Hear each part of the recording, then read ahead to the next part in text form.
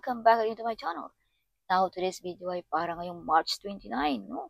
Ngayong araw na ito, napaka-espesyal na araw na ito. So, ito ay sinishare ko lamang sa inyo kung ano mga dapat natin gawin para maiwasan natin ang mga negative energy, mga bad luck sa ating buhay. So, alalahanin natin, bihira lamang ito dumating. Kaya, kung maghintay na naman tayo, abay, mahabang panahon pa. No? Taon-taon pa ang hintay natin. Kaya, isang araw lang naman ang dapat nating i-behave sa ating sarili, no? Okay, kaya tutok na mga kababayan. So una, huwag tayo makipag-argue ni kahit sino. Kontrolin muna natin ang ating sarili.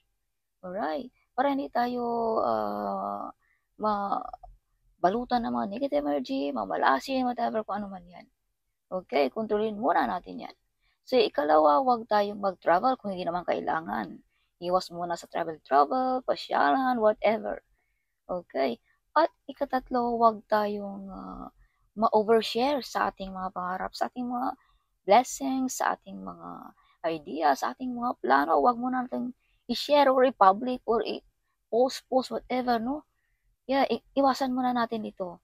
Isang araw lang naman, no? Kaya behave muna tayo. Keep it yourself muna kung anong meron tayo sa ating buhay. Para hindi tayo mamalasin ngayong eclipse na ito. So, huwag tayo ding magsuot ng black na damit ngayong March 29. Instead, magsuot tayo ng yellow para makareceive tayo ng mga blessings galing ni Saturn. So, that's all. Okay, so see you in my next video. Bye-bye.